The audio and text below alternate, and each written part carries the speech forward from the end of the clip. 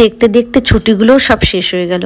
আর এই তো এলো আমার ছেলে, ব্যাস এত তাড়াতাড়ি আবার কলকাতায় ওকে ফিরে যেতে হতো। রাধে রাধে বন্ধুরা, সকলে কেমন আছেন? আশা করছি সকলে খুব ভালো আছেন। আমার চ্যানেল আড্ডা উইথ নন্দিনীতে আপনাদের অনেক স্বাগত। আজ না একটু হালকা পাতলায় রান্না করছি, কারণ ওই যে কয়েকদিন ধরে ছেলেটার শরীরটা ভালো ছিল না আর পেটটা প্রবলেম দিয়েছিল। তো আজ অবশ্য ঠিক আছে ওষুধ টষুধ খেয়ে, তবে ও বলছে মা একটু হালকা পাতলায় রান্না করো, চলে যাব তো ভারী খাবার খাবো। যেহেতু এত দূর আবার ট্রেন জার্নি করে যাবে, তাই এই যে চাকচাক করে আলু ভাজাটা ও বড্ড ভালোবাসে। তাই ভাবলাম এটা করি। আর একটু ওই যে গুঁড়া মাছ নিয়ে এসছে, গুঁড়া মাছ ভাজা, মানে ওটা চচ্চড়ি করব, ভাজাটা দিয়ে একটু ভাত দেবো। আর বলছে একটু পাতলা করে ডাল করো তোমার, লেবু দিয়ে খেতে নাকি খুব ইচ্ছে করছে, মুখে নাকি স্বাদ আসবে।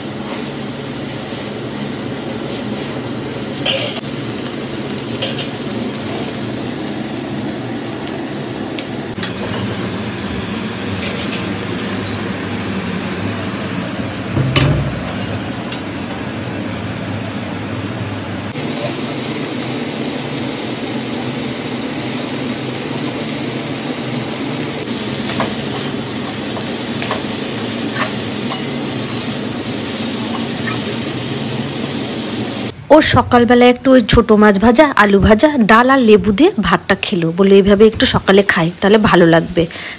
পরে ওর বাবা আবার যে নদীর বাটা মাছ নিয়ে এসেছিলো, ওগুলোকে আলু দিয়ে টমেটো দিয়ে একদম পাতলা করে ঝোল করলাম।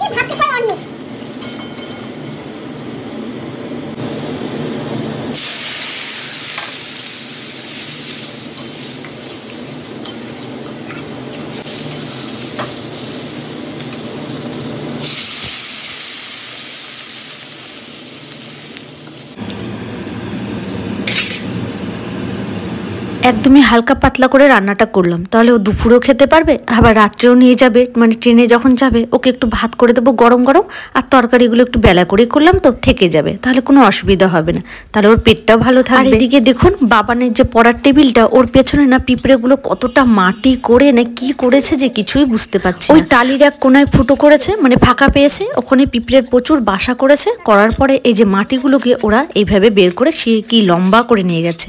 আর আমার তো কি ভয় লাগছে যদি সাপ টাপ ঢুকে থাকে, তাই না বলুন? তো ওকে আবার বললাম পরিষ্কার করে দাও, ও আবার একটু টেবিলটাকে সরিয়ে পরিষ্কার করে ওখানে কি যেন একটা ফিনাইল টাইপের তেল না কি এটা অ্যাসিড দিয়ে দিল, বললো যে আর কোনো প্রবলেম হবে না, আর একটা কাপড় দিয়ে ওই ফাঁকা জায়গাটাকে না চেপে দিল। বর্ষা বাদলের দিনে বাই চান্স যদি কোথাও থেকে সাপ ঢুকে থাকে খুব ভয় লাগে।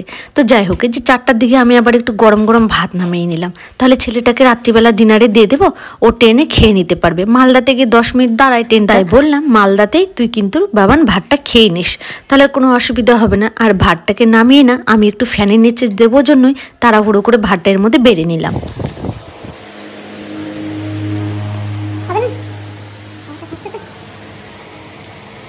চলুন এবার না তরকারিটাকেও নিয়ে নিই। আর তরকারিটাও কিন্তু ভালোই আছে, যেহেতু বেলা করে করেছি আর তখনও একটু হালকা হালকা গরমই আছে। তো ভাতটাকে ওদিকে ফ্যানের নিচে দিয়ে দিলাম, ততক্ষণ ঠান্ডা হোক, তাহলে নষ্ট হবে না। আর এদিকে আমি তরকারিটাকেও নিয়ে এটাও ফ্যানের নিচে রেখে দেবো, তাহলে কি হবে মালদা যাওয়া অবধি ওই 9টা সাড়ে 9টায় তো মালদা পৌঁছে যাবে, 7টায় ট্রেন, তো তখন খেয়ে নিতে পারবে। মনটা যেন কেমন কেমন করছে জানেন তো, মনে হলো এই তো এলো ছেলে আমার। এই কয়দিনে এত তাড়াতাড়ি ছুটিটা শেষ হয়ে গেল, আর 2টো দিন যদি হতো বেশ ভালো হতো, তাহলে আরও 2টো দিন ছেলেটার সাথে কাটাতে পারতাম। চলুন আবার রেডি টেডি হয়ে বেরিয়ে পড়লাম। এবার ওই 6টা নাগাদ বেরিয়ে পড়েছি, যে দেরি আর করবো না। স্টেশনে গিয়ে বসে থাকবো তাও ভালো, কিন্তু রাস্তায় যদি কোনো জ্যাম বা কোনো কিছু প্রবলেম হলে ফেসে যায়, তাই ভাবলাম 6টার দিকে বেরিয়ে যায়। তো আমিও চলে গেছিলাম ছেলেটাকে আগিয়ে দিতে। ভালো লাগছিল না মনটা, জানেন তো, যে বাড়িতে থাকবো, যাই ছেলেটাকে একটু আগিয়ে দিয়ে আসি।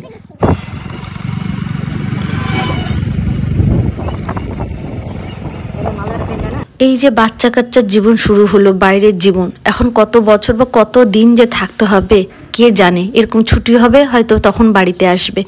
বেশ খারাপ লাগে, যাদের একটা করে সন্তান তারাই জানে যে বাচ্চা কাচ্চা ছেড়ে থাকা কতটা কষ্ট। বাড়িটা যেন একদম খাখা করে। এই কয়দিন ছিল কত ভালো লাগছিল।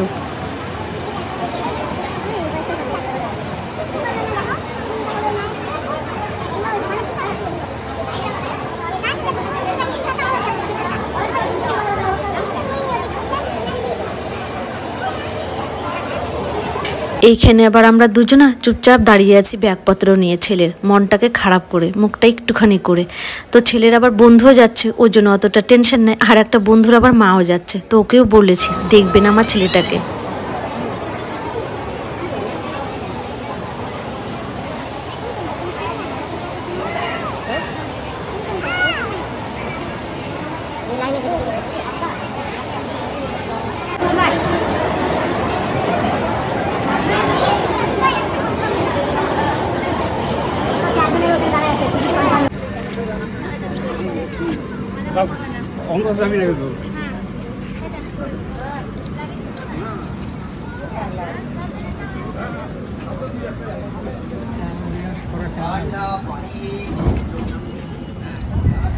সবার সন্তানকে নিয়ে সবার টেনশন, সবার বাবা মাই ছাড়তে আসে। বাচ্চা কাচ্চা বাইরে গেলে বা বাইরে থাকলে কত টেনশন না, কত খারাপ লাগে।